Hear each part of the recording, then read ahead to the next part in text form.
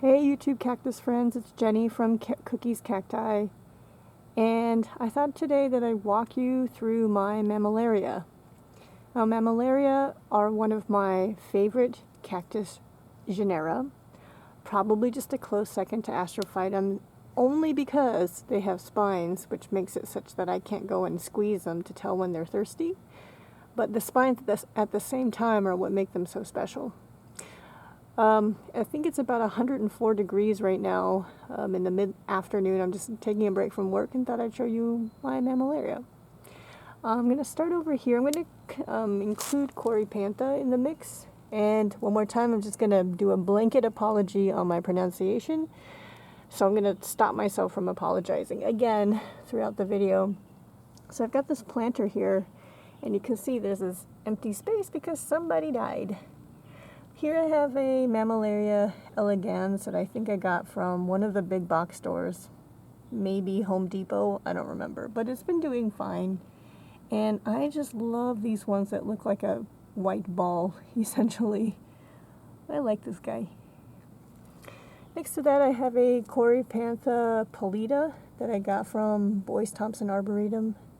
I don't know if you can tell, but it is a little wrinkly, so I think it could probably use some water. So with Mammillaria, even though they are spiny or Cory Pantha, they're spiny and not squeezable, you can still use your eyes and look at the body of the plant to tell when it's thirsty. Usually they'll be a little wrinkly, which is what's happening here. It says, water me. So this guy is a Cory Pantha Calipensis, which I got from B&B in Tucson. It's been doing quite well. It's both. This one has flowered for me. So next I have this crested Mammillaria that I don't know what the species is. This was gifted to me from one of my Instagram cactus friends. I bought some plants from him and he gifted this to me. It's sitting in a Thompson Clayworks pot. Then I did a little shopping spree, I think earlier this year, from Teedeecacti, or Teedeecacti Nursery. They have a shop on Etsy and on eBay, and they're quite popular and very well established. They have excellent reviews.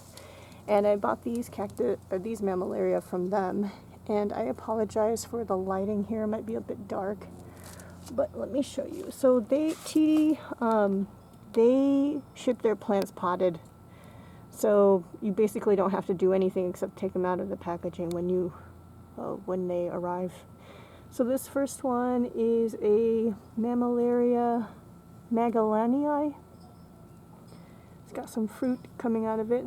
This one flowered really well this year. Really, really cute flowers, though I don't remember what color they were. Next to that I have a Mammilaria Spinosuma. Oops. It's got these beautiful, almost like a Plumosa, feathery type of spines, and it's got that yellow color, which I love. Next to that is another Mammillaria that's actually quite popular. It is a Mammilaria microtheli, and they just look perfect. This one has actually grown quite well for me since I got it. It was a lot smaller when I received it earlier this year. Next I have a couple of Mammillaria that I just got from a big box store. I think these were from Home Depot, and I don't know what their species is. You can see how every plant or every Mammillaria is unique in its own way, and you can find Mammillaria. You're going to see I have duplicates of the same species because every plant is unique. It's so hard to say no when you see something you like, even if it's something you already have. Here's a plant or a Mammillaria that I got from B&B in Apache Junction. I don't know what the ID is, but so perfect looking. And over here, this guy with the red spines is a Mammalaria Spinosuma. Has a nickname, Red-Headed Irishman, I believe. And I think this one I also got from B&B in Apache Junction. Behind that, I have another white ball. This is Mammillaria, let me see, Candida, which I got from TD as well, I think from Etsy. This fuzzy guy is a Mammillaria guelzelwiana. I think that's how you pronounce it. It has really pretty, I think, like purplish, pinkish flowers. This one has hook spines on it. And gosh, these hook spines are really difficult to handle. They catch onto everything, including skin. And, you know, as beautiful as the plant is, I'm starting to shy away from plants that have hook spines because they're just so hard to handle. But this was one of my first Mammillaria. I think I got it from Cactus Daddy AZ from Instagram. Behind it is a Mammalaria Plumosa, and I think Plumosa is quite popular. It's wonderful because it doesn't have spines, actually. And it's called Plumosa because they have this like, feathery spines, I guess you can call it. This one's squeezable, so it doesn't have any spines. But this one has done quite well. I've had these two for probably about a year and a half now. Love them. Over here I have a Mammillaria lenta. This one was from Arizona Cactus Sales. And I love it because it's a white ball, which I've mentioned maybe a couple times now. So here are some little guys. Next I'm going to walk you over... Oh, I've got one of this Mammillaria. This is from Planta Seca that I got from probably Etsy. This is a Mammillaria. Can you see that name? Let's see. Presnitzy? Sorry. Yeah. That's my best attempt at pronouncing that. I love this one. Alright. And I've got one over here. This is a Mammillaria haniana, and I got this one from Plants for the Southwest. And when I got it, it was just this little guy, and it had strange growth patterns on it already. And then it was very little. It still is little, very little. But you'll notice that I have screens, like my pergola is fully screened, and there's a reason why. The curve-bill thrashers, which are my arch nemesis, would come in here and just make a mess of everything. And this was one of their favorite targets, and they would just pull the entire plant out of the pot and throw it on the ground. And then they picked at it too, so there are injuries in the plant. But from those injuries, you see it's growing a whole bunch of pups or heads. Look at that. Just incredible ability to survive and continue growing and trying to ensure, you know, that it can continue living. And it is sitting in this cutest monster pot by Veronica from AZ Veronica Makes. I love this one, but I love all of them too. So let me take you over here onto the shelf where I have a bunch of random stuff. Let me just show you the Mammillaria. This is a Mammillaria, I think it's Rodantha, which I probably got from either Home Depot or Walmart. And the reason why I got it is because of the spine colors. You can see it's kind of red, brown, yellow, maybe even a little bit orange. And the reason was to match the pot. This pot I made. I took a pottery class at a local pottery studio, which I'll put their information in the what is it? YouTube information area.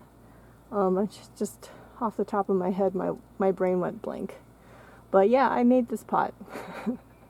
And because it's such a brightly colored pot, you need something that to put in it that, you know, doesn't overshadow the plant.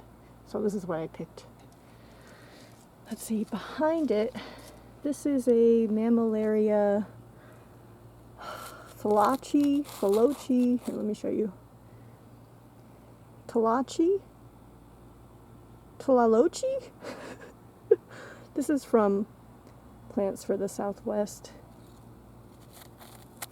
This was another one that was targeted by the thrashers. They poked at it pulled it out of the pot many times, threw it on the ground. Anyway.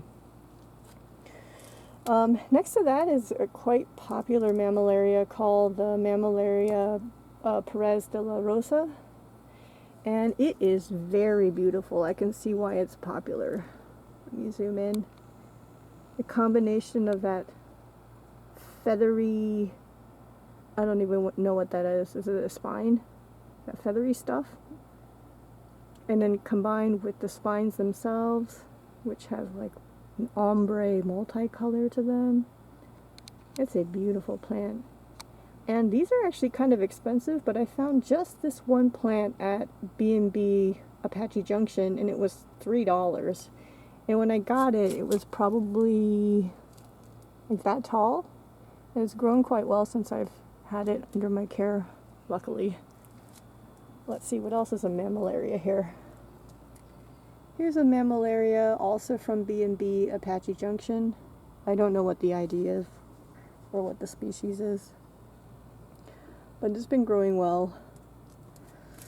This one, I think, is a Mammalaria Spinosuma, but inermis, meaning it's spineless.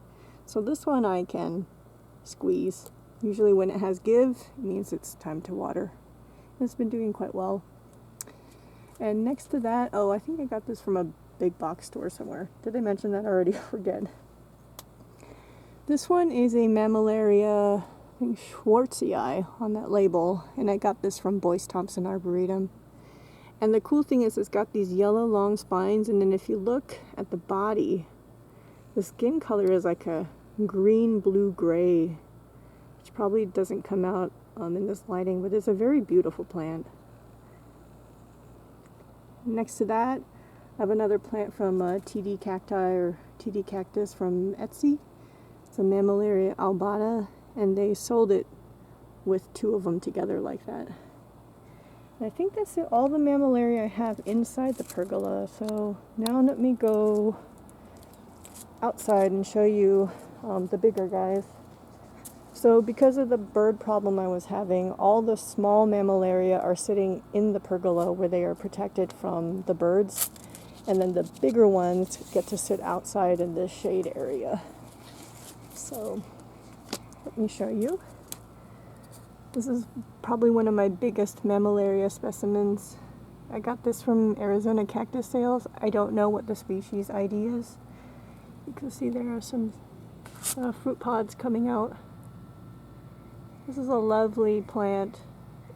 I love that fuzziness. Look at that. That white fuzz or hair is so lovely. And then the spine color is kind of yellow. So that combination of the green body, the yellow spines, and the white hair is just gorgeous. Next to that, I have an unknown species. This is also from Arizona Cactus Sales. And again, I'm going to apologize for the lighting.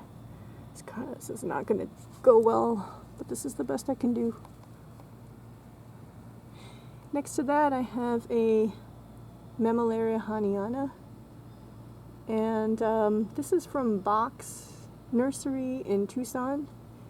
Believe it or not, this one was only $5 at this size. And when I go to Box, what I really enjoy doing is walking through their greenhouses and looking at the plants that have probably been sitting in there for a long time that, buyers aren't really looking at.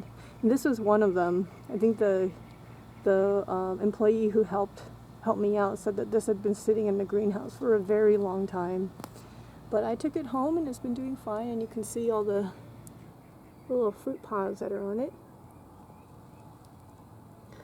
Let's see, I have next to that a dichotomous, basically two-headed Mammillaria nehapensis, sitting in an AZ Veronica Makes pot. I already have a nehapensis in the ground, but I have, here's another one where I bought another one of the same species because it had two heads on it. Just so cool. Next to that, here, let me try to get my shadow out of the way. Next to that, I have a Mammillaria clump from Arizona Cactus Sales, and it is sitting in a modified leaves pot. by Samuel. I think it's so cool as a clump like that. And let's see, how many Mammillaria do I have left? Let's go over here. This one, I don't know if this is a Mammillaria or not. I got this from Box Nursery in Tucson. I've been trying to help it with the sun because it's been stressed even under the, I have 70% shade cloth and it's still hurting. I don't know if this is a Mammillaria. You can see the spines on them are much thicker, less dense, and has a different look from the other Mammillaria that I've shown so far. So I don't know what this is, but I mean, it's alive and it's doing okay and it's growing and it has flowered, but seems to be more light sensitive. Oh, here's another one. Another one of my bigger Mammillaria and one of my first Mammillaria as well. This is from Box in Tucson. I don't know what the ID is. I actually have one of its seedlings growing in my shade house. But I love this just because of all that, the spines, the fuzz, the color, the shape. And the fun thing about Mammillaria is that they kind of change shapes and change directions all the time. They follow light, and then they kind of, like elongate if there's not enough light, and then they become compact when there's a lot of light. So like, if I had put a camera on this guy or girl, did a time lapse, I think you would see the body constantly changing positions and changing shape and changing height, which is just so cool. Then I have this one, which is a Mammillaria pringlei hybrid, I believe. And this was from Arizona Cactus Sales. So you can see many different types of Mammillaria, all very unique in their look, from their color to their spination. They flower easily. They're extremely easy to take care of in Arizona. They love the heat and the dry climate. And most of these I'm watering about once a week right now. It is the hottest month of the year. It's June.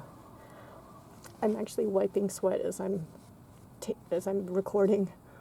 And I think that's it for now.